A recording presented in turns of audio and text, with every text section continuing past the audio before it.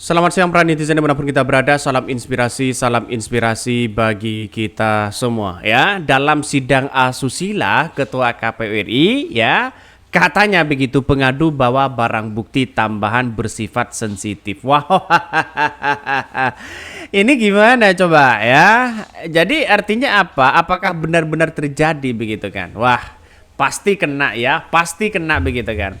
Maka saya pribadi menganggap bahwa kalau memang sudah ada alat bukti berupa barang-barang yang bersifat sensitif begitu kan ya. Saya penasaran begitu kan ya.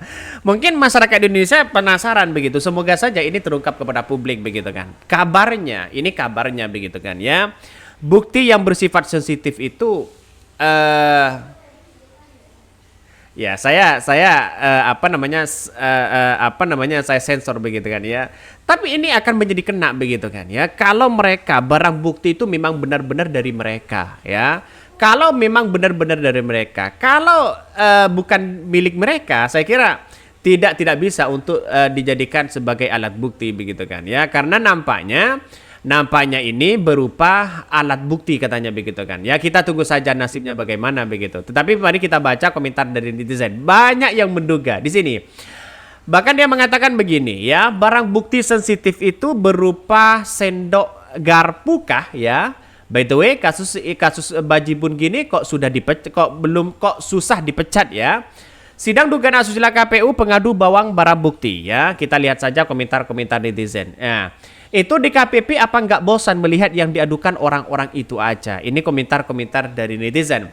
Bangsa ini benar-benar darurat pemimpin berakhlak baik. Mayoritas ya pemangku kebijakan di tempat ya ranggorang, pramatika dan pengkhianat cita-cita dan pejuang. Ya kita lihat saja. Jadi artinya apa? Artinya pemilu hari ini memang benar-benar dikritik begitu karena dianggap pertama sudah menyalahi etika dan aturan dan sebagainya begitu kan ya, dan bahkan seorang KPU mereka dilaporkan dengan berbagai tuduhan begitu kan, mulai dari asusila, mulai dari etika, mulai dari pelanggaran dan sebagainya, dan nampaknya DKPP tidak memberikan satu sanksi ya pemecatan. Ya, karena mereka dianggap sebagai ya melanggar kode etik, melanggar etika dan sebagainya. Apakah itu doang mereka begitu kan?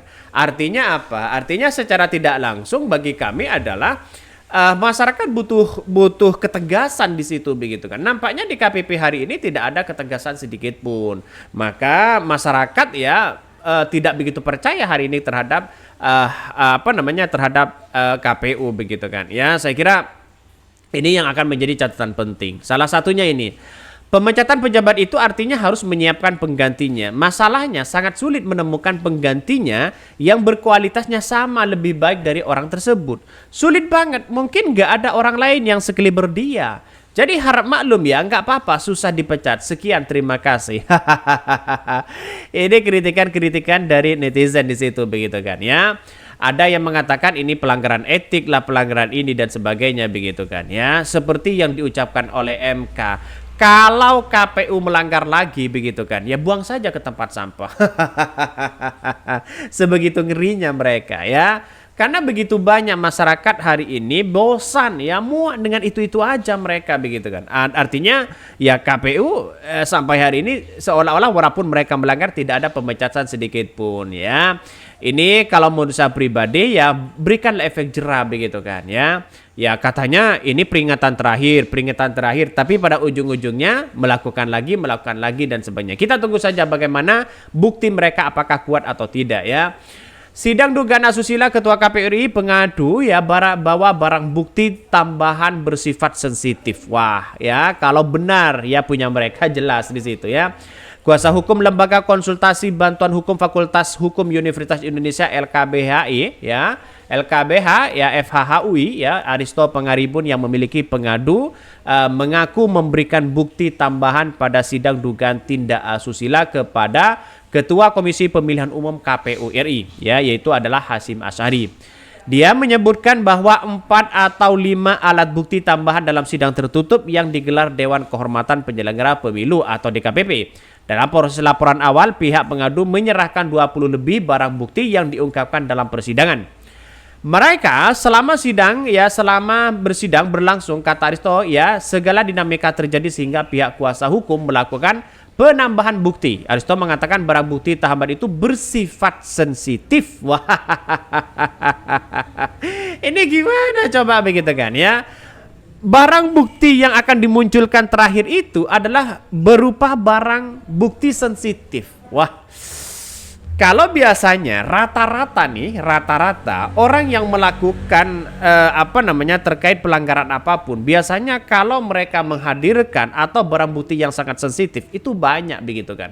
Multitafsir mereka. Bisa saja ya yang sangat sensitif kan tahu sekali begitu kan ya. Bagaimana anggota tubuh seorang laki-laki, bagaimana anggota tubuh seorang perempuan itu kan sensitif begitu kan ya. Sensitif. Jadi artinya apa? Secara logika ya berkenan dengan mereka begitu kan ya.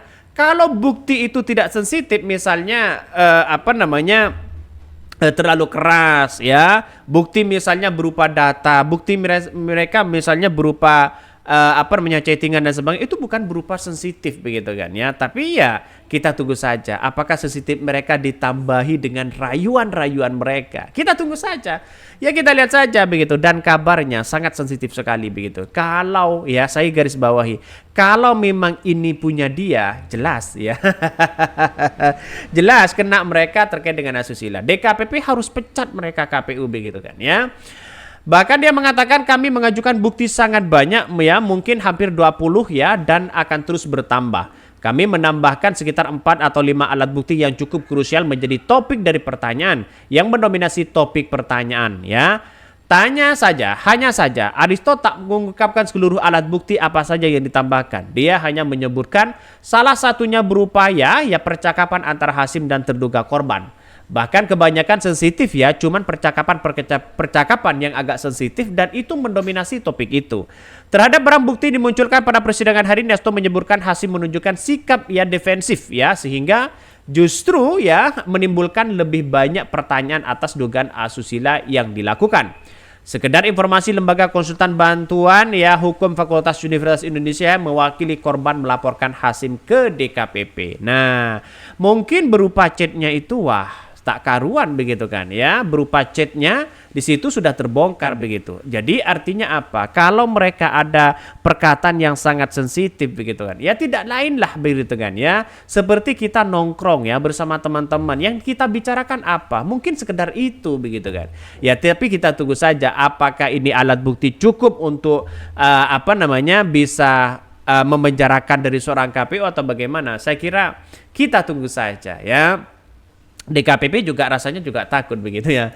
Oke ya, mungkin itu yang kami sampaikan. Jangan tonton terus channel Hodari Podcast Rakyat ini karena ada berita-berita menarik dan viral setiap harinya. Salam para netizen, salam inspirasi bagi kita semua. Jangan lupa di subscribe di YouTube Hodari Podcast Rakyat ini.